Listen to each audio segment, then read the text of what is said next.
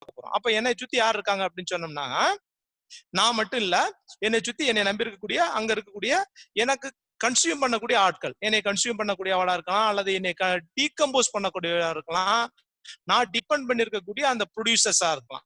So இவங்க எல்லாரும் சேர்ந்ததுக்கு பேர் தான் என்னடா அப்படின்னாக்கா என்வரன்மெண்ட் அப்படின்னு சொல்றோம். அப்ப organism is co existed with யாரோட அப்படின்னு சொன்னா என்வரன்மெண்ட் ஆர் சரௌண்டிங் அப்படின்னு சொல்றோம். So our environment or nothing but surrounding சொல்றோம். அவர் என்வரன்மெண்ட் அப்படிங்கிறது என்னன்னு சொல்லியிருக்கோம், வெறும் சரௌண்டிங் தான், நம்மளை சுத்தி இருக்கக்கூடிய சரௌண்டிங். இந்த சரௌண்டிங் அப்படிங்கிறது இட் இன்க்ளூடட் எதெல்லாம் சேர்ந்து இருக்கு அப்படின்னு சொன்னோம்னா பிசிக்கல், கெமிக்கல், பயாட்டிக் ஃபேக்டர்ஸ் அப்படின்னு சொல்லக்கூடிய இந்த 3 முக்கியமான ஆளு சேர்ந்தது. அதுல காம்பனன்ட் சேர்ந்தது. எது சேர்ந்தது அப்படின்னா பிசிக்கல் காம்பனண்டா இருக்கலாம், கெமிக்கல் காம்பனன்ட்ஸ் எல்லாம் இருக்கலாம், அல்லது பயாட்டிக் காம்பனன்ட்ஸ் அப்படின்னு சொல்லக்கூடிய இந்த 3 சேர்ந்து இருக்கிறது அப்படின்னு சொல்றோம். இப்ப பிசிக்கல் காம்பனன்ட் அப்படின்னு சொல்லி பார்க்கும்போது என்னென்ன இருக்கும் அப்படின்னு சொன்னா உனக்கு தெரியும். என்னென்ன பிசிக்கல் காம்பனன்ட்ஸ் இருக்குது? லைட்னு சொல்லலாம், டெம்பரேச்சர் சொல்லிக்கலாம், லைட்டு, டெம்பரேச்சர், அதே போல பிரிசிபிடேஷன் சொல்லக்கூடிய ரெயின்ஃபால் சொல்லக்கூடியது. ஸோ இந்த மாதிரியான ஃபியூச்சர்ஸ் எல்லாமே பிசிக்கல் ஃபியூச்சர்ஸ் அப்படின்னு சொல்லக்கூடியது. அதுல இருக்கக்கூடிய கெமிக்கல் ஃபியூச்சர்ஸ் அப்படின்னு சொல்லி பார்க்கும்போது, கெமிக்கல் காம்பனன்ட் அப்படின்னு சொல்லி பார்க்கும்போது, இப்ப ஏர் அப்படின்னு சொன்னா ஏர்ல என்னென்ன இருக்குது அப்படின்னு சொல்லி பார்க்கும்போது நைட்ரஜன் இருக்குது அப்படின்னு சொல்லி இருப்போம், ஹைட்ரஜன் இருக்குது, ஆக்சிஜன் இருக்குது, இந்த மாதிரி கார்பன் டை ஆக்சைடு இருக்கு, ஓசோன் இருக்கு, இப்படி டிஃப்ரெண்ட் காம்பனன்ட்ஸ், ஆர்கன் இருக்கு. இது மாதிரியான காம்பனன்ட்ஸ் எல்லாம் சேர்ந்து பேர் கெமிக்கல் காம்பனன்ட்ஸ். சோ அது இல்லாம பயாட்டிக் காம்பனன்ட். பயாட்டிக் காம்பனன்ட் அப்படிங்கிறது இட் இன்க்ளூட் எதெல்லாம் சேர்ந்தது? Both animal and plants. அப்ப ஃப்ளோரா அண்ட் ஃபானா இது ரெண்டும் சேர்ந்ததுக்கு பேர் தான் பயாட்டிக் காம்பனன்ட் அப்படின்னு சொல்றோம். அப்ப organism is co existed with environment அப்படின்னு சொல்லக்கூடியது எல்லாம் ஒண்ணு சேர்ந்த ஒரு ஆட்கள் தான் அப்படின்னு சொல்றோம். இப்போ வாட் இஸ் என்வரன்மெண்டல் ஃபேக்டர் அப்படின்னு சொல்லி பார்க்க போறோம். So component or surrounding, component surrounding on organism, it affect the life of the organism. Life of the organism சொல்ற புரியுதா? என்ன பண்ணுது அப்படின்னு சொன்னோம்னா, சரௌண்டிங் அப்படிங்கிறது நம்மளை சுத்தி இருக்கக்கூடிய என்வரன்மெண்ட். சோ இட் அஃபெக்ட் த எதுன்னு சொன்னா லைஃப் ஆஃப் த ஆர்கானிசம். ஒரு ஆர்கானிசத்துடைய லைஃபை சேஞ்ச் பண்ணுது, அல்லது மாடரேட் பண்ணுது, அல்லது சார்ந்து இருக்கிறது, ஏதோ ஒரு விஷயத்த அதை அஃபெக்ட் பண்ணிட்டு இருக்குது அப்படின்னு சொல்றோம். அப்படி அஃபெக்ட் பண்ணக்கூடிய அந்த அத்தனை ஆளுமே என்னன்னு சொல்றோம் அப்படின்னு சொன்னோம்னாக்கா that is environmental factor or ecological factor அப்படின்னு சொல்றோம்.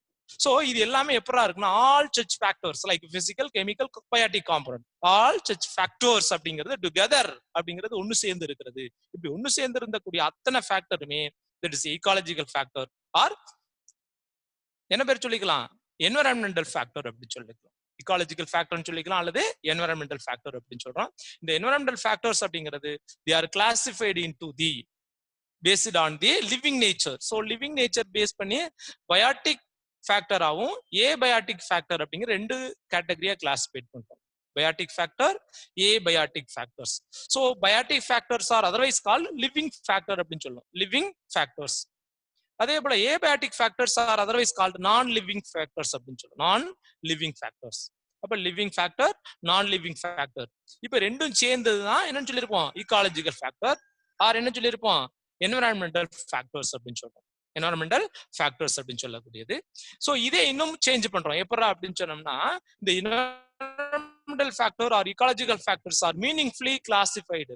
சோ இதை இன்னும் கொஞ்சம் அதனுடைய விளக்கத்தின்படி என்ன பண்றோம் அப்படின்னு மீனிங்ஃபுல்லா இதை மறுபடியும் ஆல்டரேட் பண்ணி மொத்தம் 4 கேட்டகரியா நம்ம கிளாசிஃபைட் பண்றோம் ecological ஃபேக்டர். சோ அது என்னென்ன இருக்குது அப்படின்னு பர்டிகுலரா பிரிக்கிறோம், ஒன்னை பிரிக்கிறோம். அதாவது ஏபயாட்டிக்க எப்படி பிரிக்கலாம் அப்படின்னு சொன்னோம்னாக்கா, ஒன்னு கிளைமேட்டிக் ஃபேக்டர்ஸ் மட்டும் தனியா பிரிக்கிறோம். அது ஃபர்ஸ்ட் ஒன். கிளைமேட்டிக் ஃபேக்டர் அப்படிங்கிறது என்ன சார் அப்படின்னா, காலநிலை சார்ந்து இருக்கக்கூடியது. சோ உனக்கு தெரியும் கிளைமேட் அப்படிங்கிறது காலநிலை. சோ அந்த காலநிலை சார்ந்து இருக்கக்கூடிய ஃபேக்டர்ஸ் எதெல்லாம் இருக்கு அப்படின்னு சொல்லி பார்க்கும்போது லைட்டு, டெம்பரேச்சர், ஏரு, அது விண்ட் அப்படின்னு சொல்லக்கூடியது, அதே போல வாட்டரா இருக்கலாம், ஃபயரா இருக்கலாம், இது எல்லாமே கிளைமேட்டிக் ஃபேக்டர் அப்படிங்கிறதுல வந்துடும். என்ன வரும், கிளைமேட்டிக் ஃபேக்டர்ஸ். சோ ரெண்டாவது ஃபேக்டர் என்ன இருக்கு அப்படின்னு சொன்னா எடாஃபிக் ஃபேக்டர்ஸ். இந்த ஃபேக்டருக்கு பேரு எடாஃபிக் ஃபேக்டர். சோ எடாஃபிக் ஃபேக்டர் அப்படிங்கிறது என்ன அப்படின்னு சொன்னோம்னா, சாயில் ஓரியன்டா வரக்கூடியது. சாயில் ஓரியன்ட் மீன் சாயில் அப்படின்னா மண்ணோட சார்ந்து இருக்கக்கூடிய காரணிகள், அது எல்லாத்தையும் நம்ம என்ன சொல்லிக்கிறோம் அப்படின்னாக்க எடாஃபிக் ஃபேக்டர்ஸ். இந்த ஃபேக்டருக்கு பேரு edaphic factor. Then second one. Then third one என்னன்னாக்க topographical factors. Topographical factors. So topographical அப்படிங்கிறது நிலப்பரப்பு, இங்க இருக்கக்கூடிய அதாவது லேண்ட்ஸ்கேப் அப்படின்னு சொல்லக்கூடிய, லேண்ட்ஸ்கேப் மீன்ஸ் அந்த நிலப்பரப்புகள் எப்படி எல்லாம் இருக்குது அப்படின்னு சொல்றோம். இப்ப நம்ம ஊரோட நிலப்பரப்பு லேண்ட்ஸ்கேப் ஒரு மாதிரி இருக்கும். இதே நீ ஊட்டி போயிட்டுனா ஊட்டியுடைய லேண்ட்ஸ்கேப் ஒரு மாதிரி இருக்கும். சோ அங்க இருக்கக்கூடிய அந்த காலநிலை வேற மாதிரி இருக்கும். சரியா? அப்ப அதுல இப்ப நம்ம பாக்குறோம் அங்க என்ன இருக்குது அப்படின்னா அங்களுடைய வெஜிடேஷன் டோட்டலா என்டையரா டிஃபர். எங்க அப்படின்னு சொன்னா ஃப்ரம் இங்க இருந்து நம்மளுடைய புதுக்கோட்டை டிஸ்ட்ரிக்ட்ல இருந்து எதை டிஸ்ட்ரிக்ட் அப்படின்னா நீலகிரி டிஸ்ட்ரிக்ட் அப்படிங்கிறது ஆர் என்டையர்லி டிஃபர். ஃபார் எதை பொறுத்து அப்படின்னாக்க due to the topographical factors அப்படின்னு சொல்லக்கூடிய டோபோகிராபிக்கல் ஃபேக்டர் பொறுத்தவரை இதுல 2 ஆளு முக்கியமான ஆள் வருவான். ஒன்னு லாட்டிடியூட் அப்படின்னு சொல்லக்கூடிய விஷயம், இன்னொன்னு ஆட்டிடியூட் அப்படிங்கிற 2 ஆள் வருவான். சோ இவன் 3வது டைப் யாரு அப்படின்னு சொன்னோம்னாக்கா என்னன்னு சொல்றேன், டோபோகிராபிக்கல் ஃபேக்டர்ஸ். சரியா? தென் அடுத்து என்ன இருக்கு அப்படின்னு சொன்னா கடைசியா இருக்கக்கூடியது பயாட்டிக் ஃபேக்டர்ஸ். என்ன factor? Biotic factor. So biotic factor அப்படின்னு சொல்லக்கூடிய இந்த 4 கேட்டகரியா கிளாசிஃபைட் பண்ண போறோம். First one climatic factor, edaphic factor, topographical factor, then கடைசியா இருக்கக்கூடிய பயாட்டிக் ஃபேக்டர் அப்படின்னு சொல்லக்கூடிய 4 கேரக்டரா, அதாவது 4 ஃபேக்டரா நம்ம மீனிங்ஃபுல் படி என்ன பண்றோம், நம்ம கிளாசிஃபைட் பண்றாங்க. சோ இதுல ஒன்னொன்னு எப்படி இருக்குது, ஒன்னொன்னு மீன்ஸ் எதாவது ஃபர்ஸ்ட் ஒன் சொல்லக்கூடிய கிளைமேட்டிக் ஃபேக்டர்னா என்ன, அதுல இருக்கக்கூடிய பிரான்சஸ் என்னெல்லாம் இருக்குது, எதெல்லாம் கிளைமேட்டிக் ஃபேக்டர், அந்த கிளைமேட்டிக் ஃபேக்டர்னால என்ன மாதிரியான ப்ராசஸ் அஃபெக்ட் பண்ண போகுது அப்படிங்கறத நம்ம பார்க்க போறோம். சரிங்களா?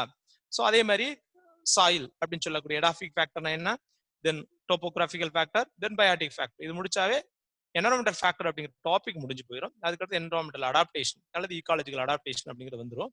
இதுல ஃபர்ஸ்ட் ஒன் என்ன பார்க்க போறோம் அப்படின்னா கிளைமேட்டிக் ஃபேக்டர்ஸ் அப்படின்னு சொல்லக்கூடியது. கிளைமேட்டிக் ஃபேக்டர்ஸ் புக் வச்சிருக்கதானே, புக் வச்சிருந்துச்சு அப்படின்னா பார்த்துட்டே வாங்க. இதுல கிளைமேட்டிக் ஃபேக்டர் ஆரம்பிக்கிறதுக்கு முன்னாடி டு யூ நோ அப்படின்னு ஒண்ணு போட்டிருக்காங்க. டு யூ நோல முக்கியமான விஷயம் தெரிஞ்சுக்கிறோம். என்ன இருக்கு அப்படின்னாக்கா the flowers of poppy, opium poppy அப்படின்னு சொல்லுவாங்க. பப்பி பிளான்ட் அப்படிங்கிறது கசகசா, தமிழ்ல கசகசா வேணா எழுதி வச்சுக்கோ. அடுத்து சிக்கரின்னு போட்டிருப்பான். என்ன சொல்ற, சிக்கரி டாக் ரோஸ் அப்படின்னு சொல்லியிருப்பான். சிக்கரி. அடுத்து டாக் ரோஸ் அப்படின்னு சொல்லக்கூடிய ரோஸ் தான், ரோஸுடைய ஒரு வெரைட்டி அப்படின்னு வச்சுக்கோ டாக் ரோஸ் அப்படிங்கிறது. இது 3 பொறுத்தவரை இந்த 3 அப்படிங்கிறது எப்படா பிளாசம் ஆகும், பிளாசம் மீன்ஸ் பூ பூக்குற டைம் எப்ப இருக்கும் அப்படின்னா இயர்லி மார்னிங் அப்படின்னு சொல்லக்கூடிய கிட்டத்தட்ட 4ல இருந்து 5 மணிக்குள்ள இது பூ பூத்து முடிஞ்சிடும். அதோட டைம் போட்டா பிரேக்அப் டவுன் போட்டுப்போம். பிரேக்அப் டவுன் மீன்ஸ் எத்தனை மணி அப்படின்னாக்கா அதாவது அதிகாலைன்னு சொல்லக்கூடிய டைம் 4 to 5 o'clock என்ன பண்ணிடும் அப்படின்னா அது பிளாசம் ஆயிடும். இது ஒரு டைப். அடுத்து 2வது சில பிளான்ட் இருக்கும், அது ஈவினிங் பிரைம் ரோஸ் அப்படின்னு சொல்லக்கூடிய நம்ம படிச்சிருப்போம். அந்தி மந்தாரேன்னு சொல்லியிருப்பீங்க, சாயந்தர நேரத்துல பூ பூக்குறது. மிராபிலி ஜலாபா எங்க படிச்சோம் ஞாபகம் இருக்குதா? இது நான் வந்து ஜெனடிக்ஸ்ல படிச்சிருப்போம். ஜெனடிக்ஸ்ல எந்த பார்ட்ல படிச்சிருக்கோம் எக்ஸ்பெஷலா ஞாபகம் இருக்குதா? யாருக்காச்சும் எனி ஒன் பர்சன் மிராபிலி ஜலாபா பத்தி ஒரு எக்ஸ்பெரிமெண்ட் படிச்சிருப்போம், தெரியலையா? Any one? எல்லாம் லைன்ல ஆன்லைன்ல இருக்க.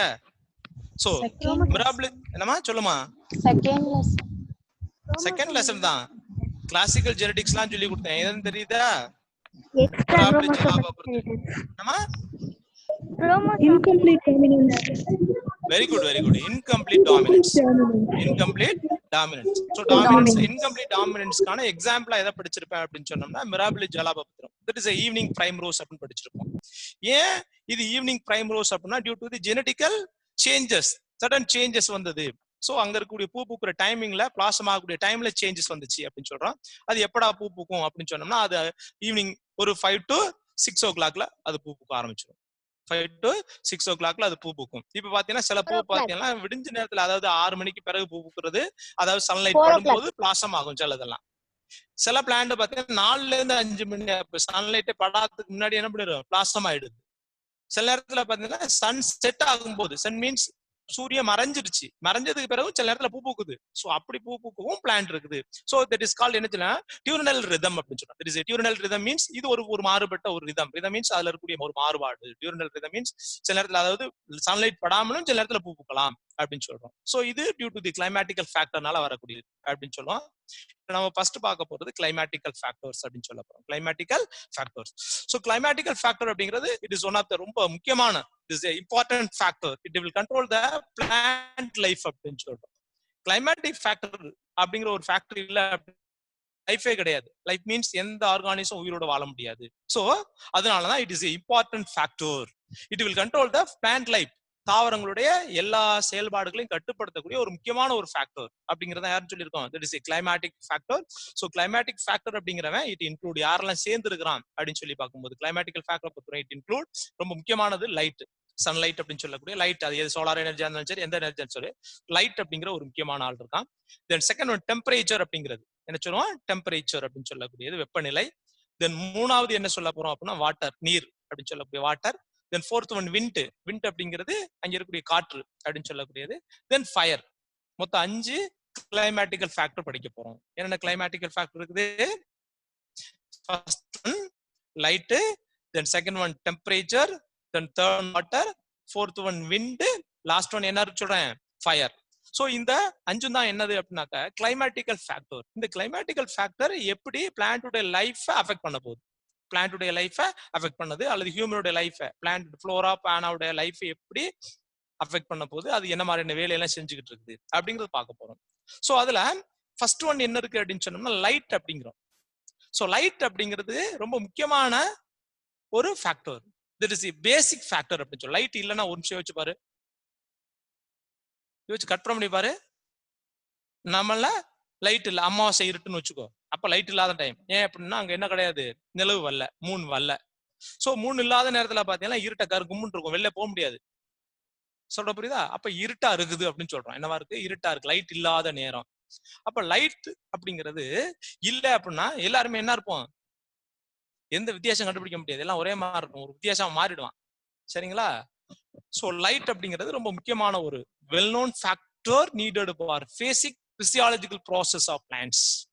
ஒரு பிளான்ட்ல பேசிக் பிசியாலஜிக்கல் ப்ராசஸ் நடக்கிறதுக்கு, பிசியாலஜிக்கல் மீன்ஸ் வாழ்வியல் விளைவுகள் நடப்பதற்கு. சோ பேசிக் நீட் அப்படிங்கிறது ஒரு சாதாரண அல்லது அடிப்படையான பிசியாலஜிக்கல் ப்ராசஸ் அப்படின்னு சொல்லி பார்க்கும்போது வாழ்வியல் விளைவுகள். இப்ப மனுஷன் உயிர் வாழணும்னா என்னடா வேணும் அப்படின்னு சொன்னோம்னா கண்டிப்பா என்ன வேணும், சாப்பாடு வேணும். என்ன வேணும், சாப்பாடு வேணும். அதே மாதிரி தாவரம் உயிர் வாழணும் அப்படின்னா அதுக்குன்னு என்ன வேணும்னு சொல்றான், ஃபுட் ப்ரிப்பரேஷன் வேணும், சாப்பாடு வேணும். அதுக்குன்னு சில ஃபண்டமெண்டல் ப்ராசஸ் வேணும். நம்மளுமே சொல்லியிருப்போம் சில fundamental process or vital process இருக்குது நம்ம உடம்புல அப்படின்னு சொல்லியிருப்போம்.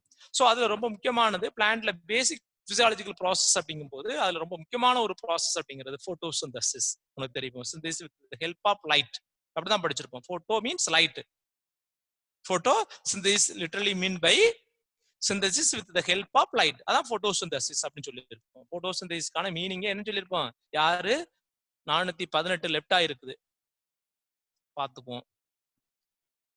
சரியா? இப்ப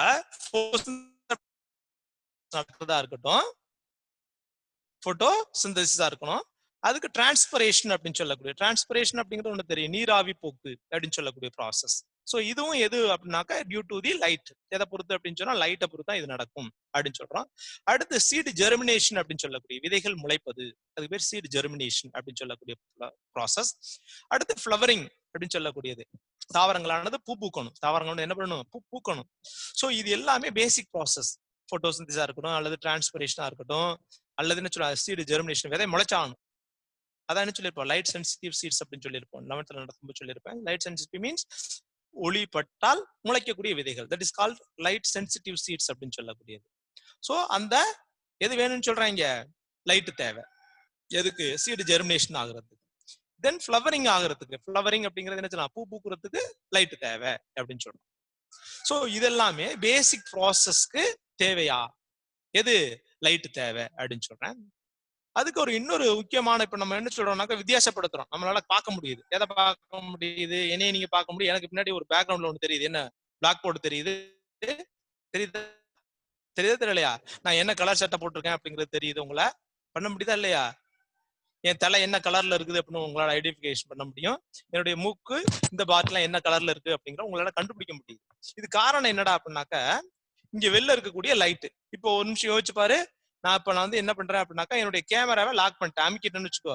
இப்போ உனக்கு தெரியல இங்க, இப்ப நான் வச்சதே என்ன கலர்னாக்க என்னுடைய கையை மறைச்சதுனால உனக்கு வந்து ரெட்டிஷா தெரியுது.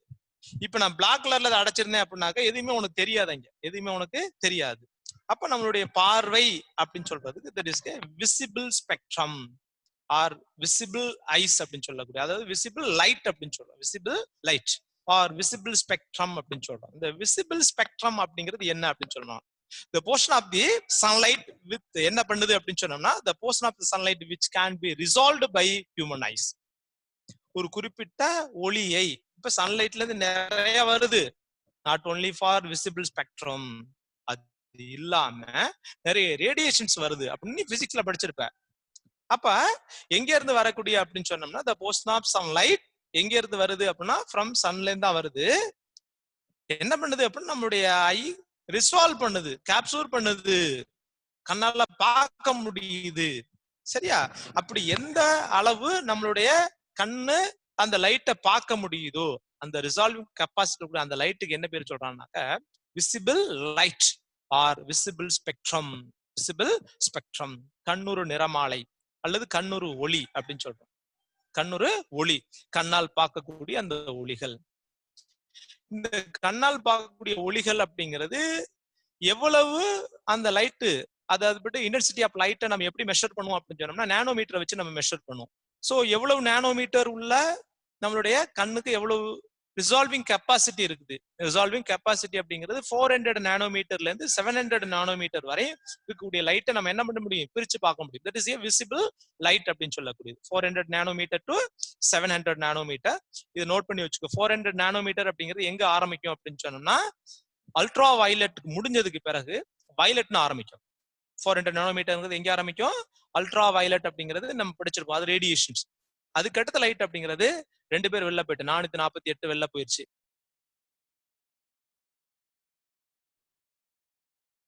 வர்றாங்க வெளில போறாங்க வர்றாங்க பார்ப்போம். இங்க நான் மானிட்டர் பண்ணிட்டு தான் இருக்கேன். நீ யார் வெளில போற, யார் வெளில வர்ற, உள்ள வர்ற அப்படிங்கிறது எல்லாமே தெரிஞ்சுக்கலாம். அதனால நீங்க வெளில போனீங்க அப்படின்னா நான் நம்பர் சொல்லுவேன். இந்த நம்பர் வெளில போகும் நான் கரெக்டா சொல்ல முடியும் எங்களால. இங்க வாட்ச் பண்ணிட்டு இருக்காங்க, நம்மளுடைய கிளாஸ் ரெக்கார்ட் பண்ணிட்டு இருக்காங்க. இந்த ஃபர்ஸ்ட் புரிஞ்சுக்கோ. சோ இங்க வச்சு நீ பாட்டுல வெளில போறதுனால உனக்கு பிரயோஜனம் இல்ல, உனக்கு தான் பிரயோஜனம். எனக்கு ஒன்றும் பிரச்சனை இல்லை, பாத்துக்கோ. கிளாஸ் மிஸ் ஆகுது அப்படின்னு இருக்கும். இப்போ இன்னைக்கு பாத்தீங்கன்னாக்கா எனக்கு நீ ரொம்ப சங்கடமான ஒரு விஷயம். இங்க பையனோட மார்க் வாங்கின பையன், ஃபர்ஸ்ட் மார்க் வாங்கின பையன், பயாலஜிலாம் மார்க் கம்மியா. அது காரணம் என்ன நான் கண்டுபிடிக்க முடியல, அதை பார்த்துட்டு இருக்கிறேன். இது ஏன்னா புது செட்டு புது புக்கு இருந்தாலுமே நம்ம வாங்கணும் அப்படின்னாக்கா பயாலஜி ஃபுல்லா படிச்சு ஆகணும், மற்ற சப்ஜெக்ட் மாதிரி கிடையாது. ஸோ நானும் என்னோட போராடிக்கிட்டு இருக்கோம், எதுல குறைஞ்சி என்னன்னு நாங்கள் பண்ணிட்டு இருக்கோம். அதனால என்ன பண்றேன் அப்படின்னாக்கா பயாலஜி அப்படின்னு நீ ரொம்ப ஈஸியா நினைச்சுக்கிறாத, கஷ்டப்படுவேன். நான் ஆல்ரெடி ஒவ்வொரு டைம் சொல்லிட்டு வரேன். மத்தவங்க படிக்க வைக்கிறாங்க, மத்தவங்க நம்மளை படிக்க வைக்கிறதுக்கு ஆள் இல்ல, உன்னை விரட்டிட்டு தான் இருக்கணும் அப்படின்னு. சுவாலஜியை பார்த்து நீ என்ன பண்ணிட்டு இருக்கேன்னு தெரியல. நானாச்சும் அப்பப்போ ஒர்க் கொடுத்துட்டு இருக்கேன், அவர் எதுவுமே ஒர்க் கொடுக்க மாட்டேங்கிறாரு. நீ அந்த ஒர்க்கு அவர் கொடுத்தாலும் அது செய்ய மாட்டேங்கிறீங்க. அந்த மாதிரியான பிரச்சனைகள்லாம் இருக்குது. ஸோ அதெல்லாம் பார்த்துக்குவோம். ஓகே, கிளாஸ்க்கு வந்துருங்க, அது அப்புறம் பேசிக்கிறோம். ஓகே, ஸோ இங்க சொல்லக்கூடியது லைட்ல விசிபிள் லைட் அப்படின்னு சொல்றோம். அப்ப விசிபிள் லைட் அப்படிங்கிறது the portion of the sunlight can be resolved by the human eye. மனுஷனால கண்ணால பார்க்க முடியும் ஒரு குறிப்பிட்ட அளவு அலைநீளம் கொண்ட ஒளிகளை பார்க்க முடியும். அந்த லைக்கு பேர் தான் என்ன சொல்றாங்க, விசிபிள் லைட் அப்படின்னு சொல்றோம். அந்த நிறமாலைக்கு பேர் விசிபிள் ஸ்பெக்ட்ரம் அப்படின்னு சொல்லிக்கலாம். சோ அது எவ்வளவு இருக்குன்னா 400 நானோமீட்டர்ல இருந்து 700 நானோமீட்டர் வரை இருக்கும். 400 நானோமீட்டர் அப்படிங்கிறது வயலட் கலர்னு சொல்றோம். கடைசியா இருக்குன்னாக்கா ரெட் கலர். ரெட் கலருக்கு பேர் என்ன சொல்லியிருப்போம், 700 நானோமீட்டர். 700 நானோமீட்டர் அப்படிங்கிறது ரெட் கலர். அது தாண்டுச்சு அப்படின்னாக்க இன்ஃப்ரா ரெட் வந்துடும். இன்ஃப்ரா ரெட் அப்படின்னு சொல்லக்கூடிய அகச்சிவப்பு கதிர்கள் வந்துடும். எதை தாண்டும் போது 700 நானோமீட்டர் தாண்டிச்சுனாவே அது இன்ஃப்ரா ரெட்டுக்கு போயிடும். அப்ப எதை குறைஞ்சுனா லெஸ் தென் 400 நானோமீட்டர் அப்படின்னாவே அல்ட்ரா வயலட், மோர் தென் 700 நானோமீட்டர்னாவே இன்ஃப்ரா ரெட் அப்படிங்கிற கண்டிஷன் போயிடும். இப்ப இது ரெண்டுக்கு இடைப்பட்ட அந்த போர்ஷன் தான் என்ன சொல்றோம் நம்மனா விசிபிள் லைட் அப்படின்னு சொல்லக்கூடியது. இந்த விசிபிள் லைட், இந்த லைட் பிளான்ட் கேப்சூல் பண்ணிக்குது. பிளான்ட் பிசியாலஜிக்கல் ப்ராசஸ்க்கு அப்படின்னு சொல்றோம். இப்ப இதுக்கு இடைப்பட்ட லைட் தெரியும், உனக்கு தெரியும் என்னென்ன தெரியுமா, அது 400 நானோமீட்டர்ல இருந்து 700 நானோமீட்டர்ல என்ன இருக்குன்னு தெரியுமா? விசிபிள் ஸ்பெக்ட்ரம் அப்படிங்கிறதுல மொத்தம் என்னென்ன லைட் இருக்குன்னு தெரியுமா, என்ன கலர் இருக்கு தெரியுமா? எனிவன், யாராச்சும் பதில் சொல்லு. பதில் சொல்ல மாட்டியா? பதில் சொல்ல மாட்டியா? யாரு 24 கேட்கல எனக்கு. என்னமா எம்ஜிஆரா? Very good very good. விஜிஆர் சொல்லணுமா? Very good very good. விஜிஆர் rainbow colour. Rainbow rainbow. Very good very good. யார் இது? yellow. எங்க சொல்லுங்க பாப்பா, என்ன கலர் இருக்கு சொல்லுங்க. அந்த விஜிஆர்ல என்னென்ன கலர் வரிசையா சொல்லுங்க. ஆர்டரா யாராச்சும் சொல்லுங்க. Indigo, indigo, blue, green, yellow, orange, எல்லாருமே கட் பண்ணு. மைக் கட் பண்ணு. 326 மட்டும் இல்ல. 326 யாருமா? சார் யாருமா? Blue, Deepti sir. இல்ல நான் கேட்டு 326 யாருன்னு கேட்டேன். Deepthi, sir. 326 என்னமா Deepthi. தீப்தியா Yes, sir. சொல்லுமா நீ சொல்றா. Violet, indigo, Violet? blue. Violet, indigo, blue, green, green, yellow, yellow, orange, red. orange red, very good. First violet, indigo, blue, green. green அப்படிங்கிறது எங்க வரும் அப்படின்னாக்க மொத்தம் 7 லெட்டர் வரும். VIPGYOR, VIBGYOR. அதுல G அப்படிங்கிற லெட்டர் சென்டர்ல வருது. அப்ப 700க்கும் 400க்கும் 700க்கும் இடைப்பட்ட அப்படிங்கிற ஒரு கேப்ல யார் இருக்கா அப்படின்னு சொன்னோம்னா கிரீன் இருக்கும் அப்படிங்கிற மைண்ட்ல வச்சுக்கோ. சரியா? கடைசியா ரெட், ஃபர்ஸ்ட்ல வயலட் இருக்கு. வயலட்டுக்கு அடுத்து இண்டிகோ, இண்டிகோ அடுத்து என்ன வரும்? ப்ளூ, ப்ளூக்கு அடுத்து கிரீன், கிரீனுக்கு அடுத்து எல்லோ, எல்லோவுக்கு அடுத்து ஆரஞ்சு, ஆரஞ்சுக்கு அடுத்து கடைசியா ரெட் வருது. இப்ப பிளான்ட் அப்சர்வ் பண்ணக்கூடியது, அதாவது போட்டோசிந்தட்டிக்கலி எஃபிஷியன்ட் சன்லைட். போட்டோசிந்தட்டிக்கலி எஃபிஷியன்ட் சன்லைட் அப்படின்னு சொல்லக்கூடிய அந்த எனர்ஜி அப்படிங்கிறது எங்க இருக்கும் அப்படின்னு சொன்னோம்னா, அதாவது 400 to 500 நானோமீட்டர். அப்ப இங்க வரும்னா ப்ளூவும் சரி, ஏதாவது ப்ளூ, அதாவது எதுல இருந்து அப்படின்னாக்க வயலட் டு ப்ளூ கலர் அப்படின்னு வச்சுக்கோ. இப்போ வயலட் டு ப்ளூ கலர் வரை என்ன இருக்கு அப்படின்னு சொன்னோம்னாக்க 400 to 500 நானோமீட்டர் இருக்கும். 400 to 500 நானோமீட்டர். அந்த லைட்டை யாரு கேப்சர் பண்ணுவான்னா பிளான்ட்ஸ் கேப்சர் பண்ணி போட்டோசிந்தட்டிக்கல் ரேட் மேக்ஸிமம் கண்டிஷன் இருக்கும். போட்டோசிந்தட்டிக்கல் ரேட் அப்படிங்கிறது மேக்ஸிமம் கண்டிஷன் இருக்கும். அதே போல இன்னும் எடுத்தீங்கன்னாக்கா 600ல இருந்து 700 நானோமீட்டர் அப்படின்னு சொல்லக்கூடியது ரெட், அதாவது ஆரஞ்சு ரெட் வந்துடும். எது வந்துடும்? ஆரஞ்சு ரெட் அப்படிங்கிறது எவ்வளவுல இருந்து எது வரையும் அப்படின்னாக்க 600 நானோமீட்டர்ல இருந்து 700 நானோமீட்டர் வரை எது வரும் அப்படின்னு சொன்னோம்னா ரெட் வரும். அதுவும் என்ன பண்ண முடியும்னா பிளான்ட் கேப்சூர் பண்ணி போட்டோசிந்தட்டிக்கல் ரேட் எஃபிஷியன்டா இருக்கும், மோர் எஃபிஷியன்டா இருக்கும். ஆனா போட்டோசிந்தட்டிக்கல் ரேட் அப்படிங்கிறது வெரி லெஸ்ஸா இருக்கிறது, ரொம்ப ஸ்லைட்லியா இருக்கிறது. எந்த ரேடியேஷன் அப்படின்னு சொல்லி பார்க்கும்போது 500 to 600 நானோமீட்டர். இதுக்கு இடையில 4 to 500, 600 to 700. அப்ப கேப் யார் இருக்கா? 500 to 600. 500 to 600 அப்படிங்கிறது கிரீன் லைட் இருக்கக்கூடியது, அதாவது சென்டர்ல இருக்கக்கூடியது. அந்த கிரீன் லைட் இருந்துச்சு பொறுத்த வரையும் என்ன பண்ணி அப்படின்னாக்கா அதை போட்டோசிந்தட்டிக்கல், அதாவது அதுல இருக்கக்கூடிய அந்த ஸ்பெக்ட்ரம் அப்படிங்கிறது less strongly observe plants. Plant பெரிய அளவுக்கு அதை அப்சர்வ் பண்ண முடியாது. சரியா? இதை நோட் பண்ணி வச்சுக்கோ, புக்ல கேட்டிருப்பாங்க, இதை நோட் பண்ணி வச்சுக்கோ. இது முக்கியமான ஒரு கொஸ்டின். சரியா? அதை நோட் பண்ணி வச்சுக்கோ. சோ இனி தெரிஞ்சுக்க வேண்டியது விசிபிள் ஸ்பெக்ட்ரம் அப்படிங்கிறதுல 400ல ஆரம்பிச்சு 700 நானோமீட்டர் வரை இருக்குது. அதுல 400 அப்படின்னு சொல்லி பார்க்கும்போது 400 அப்படிங்கிறது எங்க ஆரம்பிச்சோம்? வயலட்ல இருந்து ப்ளூ வரை என்ன பண்ணும்னாக்கா போட்டோசிந்தட்டிக்கலி என்ன பண்ண ஸ்ட்ராங்கா என்ன பண்ண முடியும்? அப்சர்வ் பண்ண முடியும். ஆனா எதை பொறுத்த வரை அப்படின்னு சொன்னோம்னா இங்க 500 to 600 நானோமீட்டரை பெரிய அளவு என்ன பண்ண முடியாதுன்னு சொல்லலாம், அப்சர்வ் பண்ண முடியும். பட் 600 to 700 என்ன பண்ண முடியும்? அப்சர்வ் பண்ண முடியும் அப்படிங்கிறது கிளியரா வச்சுக்கோ. அடுத்து பாத்தீங்கன்னாக்க effect of light on plant. பிளான்ட்ல லைட்னால என்ன மாதிரியான எஃபெக்ட் எல்லாம் இருக்குது, என்னென்ன ப்ராசஸ் எஃபெக்ட் பண்ணுது அப்படின்னு ஒரு டயக்ராம் இருக்கும். தெரியுதா உனக்கு? டயக்ராம் ஒண்ணு இருக்கும், நான் இப்ப காமிக்கிறேன். இந்த டயக்ராம் தான் புக்ல இருக்கக்கூடிய இந்த டயக்ராம் நான் காமிக்கிறேன்ல, உனக்கு தெரியாது. இத பாத்தீங்கன்னா உனக்கு என்னென்ன ப்ராசஸ் அஃபெக்ட் பண்ணுது அப்படின்னு போட்டிருப்பாங்க. உனக்கு என்னென்ன ப்ராசஸ போட்டோசிஸ்ல அஃபெக்ட் பண்ணுது, அதாவது பிளான்ட்ஸ்ல லைட்னால என்னென்ன ப்ராசஸ் அஃபெக்ட் ஆகுது அப்படின்னு போட்டிருப்பாங்க. இந்த first photosynthesis, closing and opening of stomata, that is transpiration. Closing and opening of stomata, ஸ்டோமேட்டாவுடைய மூடுவது திறப்பது. எதனால அப்படின்னா due to the transpiration process. Then அதுக்கு அடுத்து சீடு ஜெர்மினேஷன், பிளான்ட்ல இருக்கக்கூடிய மூமெண்ட்ஸ், பிளான்ட்ல இருக்கக்கூடிய மூமெண்ட்ஸ், சீடு ஜெர்மினேஷன், அடுத்து ஃபிளவரிங்கா இருக்கட்டும், அடுத்து டியூபர் ஃபார்மேஷன், ரன்னர் ஃபார்மேஷன். சரியா? அடுத்து பார்த்தா லீஃப் ஃபார்மேஷன், ஸ்டெம் ஃபார்மேஷன். இது எல்லாமே due to the what one அப்படின்னு சொன்னா லைட். எதனால? லைட்னால. தென் அடுத்த பேஜ்ல பாத்தீங்கன்னாக்கா this based on the tolerance to intensity of light. Tolerance means எவ்வளவு லைட்ட சகித்துக் கொள்கிறது. டாலரன்ஸ் மீன்ஸ் சகிப்புத்தன்மை. சோ லைட் சென்சிட்டிவ் அப்படின்னு சொல்லக்கூடிய intensity of light, tolerance to intensity of light அப்படின்னு சொல்லக்கூடிய தாவரங்கள் எவ்வளவு லைட்ட அது ஏற்றுக்கொள்கிறது. சோ அதை பேஸ் பண்ணி there are two டைப்பா கிளாசிஃபைட் பண்றோம். என்னென்ன கிளாசிபிகேஷன் பண்றோம் அப்படின்னாக்க ஹீலியோபைட்ஸ், என்ன பேட்டது? ஹீலியோபைட்ஸ்.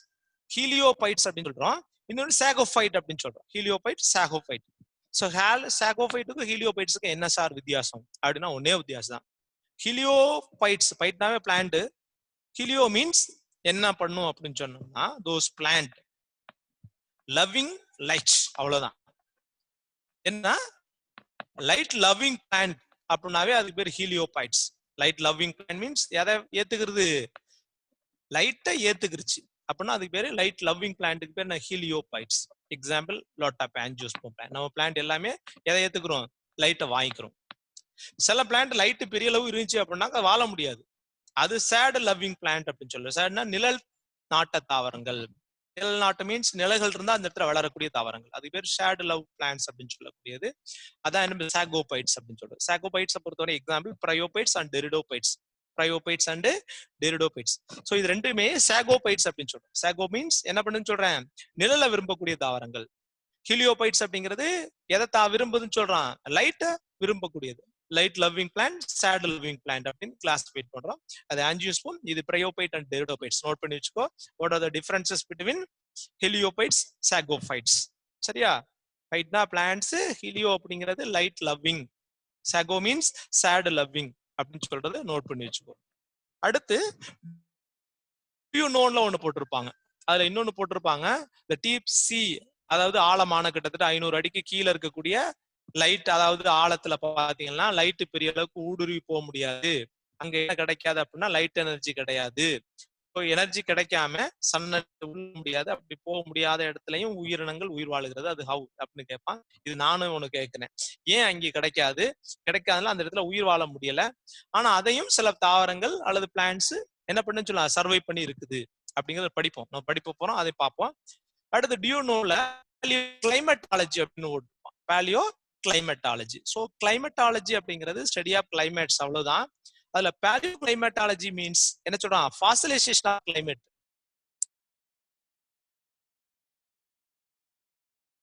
ஒரு 10,000 அல்லது 20,000 வருஷத்துக்கு முன்னாடி இருக்கக்கூடிய அங்க ஒரு ஏரியாவில் அல்லது ஒரு ஈகோ சிஸ்டம்ல என்ன மாதிரியான கிளைமேட் இருந்துச்சு அப்படிங்கறத என்ன பண்ணுவோம், ஃபால்ஸ் ஸ்டேட்ல பார்க்க போறோம். டெபாசிட் இருக்குது அல்லது என்ன சொல்லியிருப்பான், ரொம்ப முக்கியமா நம்ம தெரிஞ்சுக்க வேண்டியது என்ன பண்ணாக்கா, டிப்ரெஸ் ஆயிருக்குதா அல்லது செடிமெண்ட் ஆயிருக்குதா அப்படிங்கறத நம்ம தெரிஞ்சுக்கிறோம்.